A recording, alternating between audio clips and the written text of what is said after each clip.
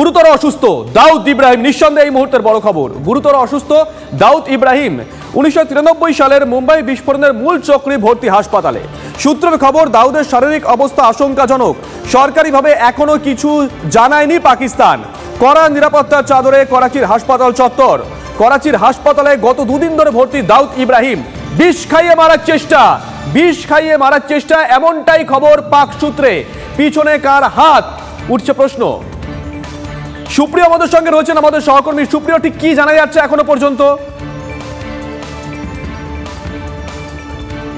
শুভজিৎ, একদমই তুমি যেমনটা বললে যে গত দুদিন ধরে দাউদ ইব্রাহিম, ইন্ডিয়ার মোস্ট ওয়ান্টেড, তিনি করাচির একটি হাসপাতালে গুরুতর অসুস্থ হয়ে চিকিৎসাধীন রয়েছেন। এবং সেক্ষেত্রে তার এই অসুস্থতার সম্পর্কিত বিষয়ে যেটা জানা যাচ্ছে যে তাকে বিষ খাইয়ে, তাকে বিষক্রিয়াতেই তিনি অসুস্থ হয়ে হাসপাতালে চিকিৎসাধীন রয়েছেন। কিন্তু সেটা আদৌ কিভাবে সম্ভব, যদিও এ বিষয়ে এখনও পর্যন্ত পাকিস্তানের তরফ থেকে সরকারিভাবে কোনো রকম কোনো বিবৃতি দেওয়া হয়নি।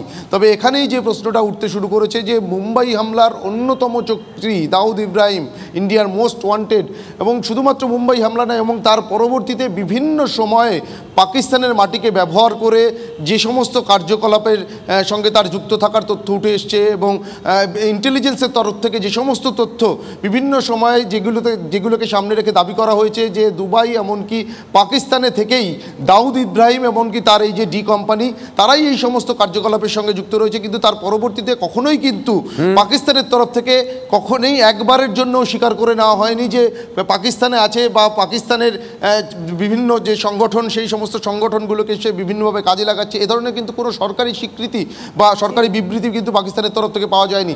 তাহলে এবার এই যে করাচি হাসপাতালে অসুস্থ হয়ে ভর্তি রয়েছে দাউদ ইব্রাহিম, এখান থেকে কিন্তু যে বিষয়টা স্পষ্ট হচ্ছে যে বিভিন্ন সময় ভারতীয় ইন্টেলিজেন্সের তরফ থেকে যেটা দাবি করা হতো যে পাকিস্তানে এত নিরাপত্তা কেন? মানে আমরা যেটা জানতে পারছি সেখানে ইন্টারনেট পরিষেবা পর্যন্ত বন্ধ করে দেওয়া হয়েছে।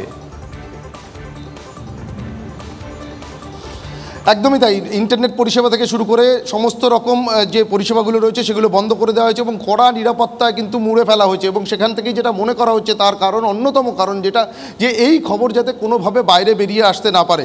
তবে এখানে যেটা আরও একটা বড় বিষয় রয়েছে শুভজিৎ, সেটা হচ্ছে যে পাকিস্তানের চলমান যে রাজনৈতিক বিষয় রয়েছে, তার পাশাপাশি বিভিন্ন সময় পাকিস্তানের মাটিকে ব্যবহার করে ভারতে বিভিন্ন রকমের যে কার্যকলাপ, ভারত বিরোধী কার্যকলাপ, সেই সমস্ত বিষয়কে তুলে ধরে কিন্তু শুধুমাত্র ভারতের তরফ থেকেই নয়, ভারতের বিদেশ মন্ত্রকের তরফ থেকে নয়, অন্যান্য দেশের তরফ থেকেও কিন্তু এই ধরনের কার্যকলাপ বা এই ধরনের যে অ্যাক্টিভিটিস, সেগুলোর উপরে কিন্তু পাকিস্তানের উপরে চাপ তৈরি করা হয়েছিল, বা বিভিন্ন সময় চাপ তৈরি হয়। সেই চাপ সামাল দেওয়ার জন্য নিজেদের ভাবমূর্তিকে কিছুটা হলেও কি ভালো করার চেষ্টা এটা।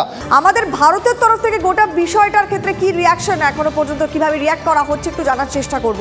জ্যোতির্ময় আমাদের সঙ্গে রয়েছেন। জ্যোতির্ময়, সুপ্রিয় যে কথাটা বলছিল, দুদিন ধরে হাসপাতালে ভর্তি, বিষ খাইয়ে মারার চেষ্টা, এবং এই গোটা বিষয়টা যাতে লুকোছাপা করা যায় সেজন্য ইন্টারনেট পরিষেবা পর্যন্ত বন্ধ, এমনটা সূত্র মারফত আমরা জানতে পারছি। ইন্ডিয়ার তরফ থেকে কিভাবে রিয়াকশন দেওয়া হচ্ছে, তারা কিভাবে দেখছে? দেখো, পুরো পরিস্থিতির ওপরে নজর রাখছে মিনিস্ট্রি অফ এক্সটার্নাল অ্যাফেয়ার্স, কিন্তু অফিসিয়ালি কোনো রকম কমেন্ট করা হয়নি। তার কারণ এই ঘটনার সত্যতা এখনও পর্যন্ত ইসলামাবাদ তারা অফিসিয়ালি স্বীকার করেনি। বিভিন্ন সূত্র মারফত যে খবর আসছে তার ভিত্তিতে এই মুহূর্তে পরিস্থিতির ওপর নজর রাখছে নয়াদিল্লি। যেটা গুরুত্বপূর্ণ বিষয়, বারবার ধরে আন্তর্জাতিক মঞ্চে বিভিন্ন জায়গাতে বিভিন্ন সম্মেলনে ভারত লাগাতার দাবি করছে শুধুমাত্র দাউদ ইব্রাহিম নয়, ভারতের বিরুদ্ধে নাশকতায় যুক্ত সন্ত্রাসবাদে যারা মদত দিচ্ছে তাদের বিরুদ্ধে ব্যবস্থা গ্রহণ করতে হবে। এবং ইন্টারন্যাশনাল ফোরামগুলোতে যখন ভারত এই চাপ দিচ্ছে, ভারতের সেই চাপকে কার্যত বারবার ধরে স্বীকৃতি দিয়েছে প্রথম বিশ্বের একাধিক দেশ। আর ঠিক সেই জায়গাতে ইসলামাবাদ যথেষ্ট চাপের মধ্যে রয়েছে। ফলত যেহেতু পাকিস্তানের অভ্যন্তরীণ একটি ঘটনা, সেই ঘটনার ডেভেলপমেন্টের ওপরে নয়াদিল্লি কখনোই তারা আগ বাড়িয়ে কোনো কমেন্ট করবে না। সেই কারণের জন্য প্রতি মুহূর্তে পরিস্থিতির ওপরে নজর রাখা হচ্ছে।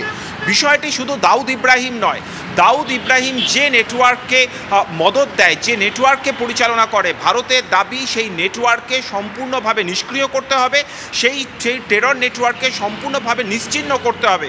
ফলত ব্যক্তি দাউদ ইব্রাহিম সে কী অবস্থায় রয়েছে তাকে ভারত অবশ্যই নিজেদের হাতে পেতে চায়। তাকে এদিকে শীতের হাওয়া সরগরম রাজনীতি। রবিবার দুপুরেই দিল্লি উড়ে গেছেন এ রাজ্যের মুখ্যমন্ত্রী। শপথ জুড়ে ঠাসা কর্মসূচি রয়েছে মমতা বন্দ্যোপাধ্যায়ের। আজ বিকেল 3:30 নাগাদ দিল্লির বঙ্গভবনে দলের সাংসদদের সঙ্গে বৈঠক করবেন তিনি। আগামীকাল বিকেল 3টে নাগাদ অশোকা হোটেলে ইন্ডিয়া জোটের বৈঠকে যোগ দেবেন মমতা বন্দ্যোপাধ্যায়। বুধবার সকাল 11টায় সংসদ ভবনে রাজ্যের দাবি নিয়ে প্রধানমন্ত্রী নরেন্দ্র মোদীর সঙ্গে বৈঠক করবেন এ রাজ্যের মুখ্যমন্ত্রী মমতা বন্দ্যোপাধ্যায়।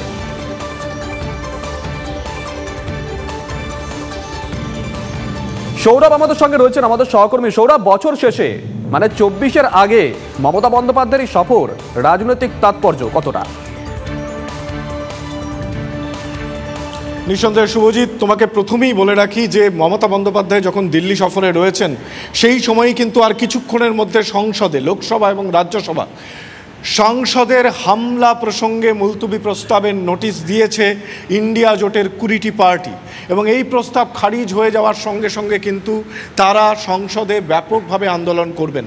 অর্থাৎ দিল্লিতে যখন মমতা বন্দ্যোপাধ্যায় সফররত রয়েছেন সেই সময় সংসদের ভেতরেও কিন্তু সুর চড়াবেন তৃণমূল কংগ্রেস সহ জোট ইন্ডিয়ার অন্যান্য শরিক দলেরা।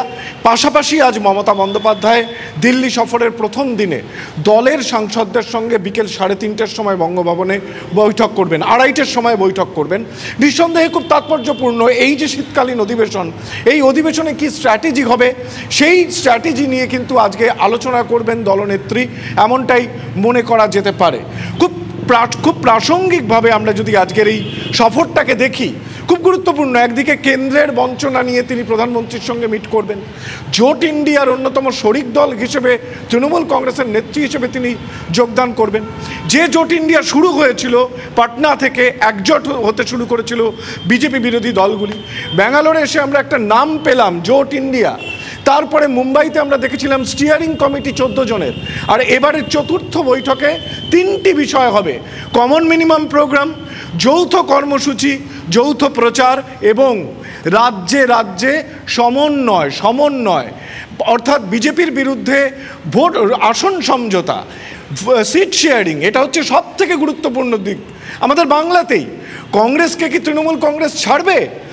বিহারে কি কংগ্রেসকে ছাড়বে? এই প্রশ্নগুলো কিন্তু নিশ্চিতভাবে রয়েছে। এই গুরুত্বপূর্ণ বিষয়গুলো নিয়ে এবারের জোট ইন্ডিয়ায় যখন আলোচনা হবে সেই সময়ই হয়ে গেছে সংসদে হামলা, এবং তা নিয়েও কিন্তু আজকে কিছুক্ষণের মধ্যে সংসদেও সুর চড়াবে তৃণমূল কংগ্রেস। আর তারপরেই দিল্লির মাটিতে মমতা বন্দ্যোপাধ্যায়ের নেতৃত্বে বৈঠক। কি বেরিয়ে আসে এই বৈঠক থেকে নিঃসন্দেহে আমরা সবাই তাকিয়ে আছি সেদিকে। ধন্যবাদ সৌরভ।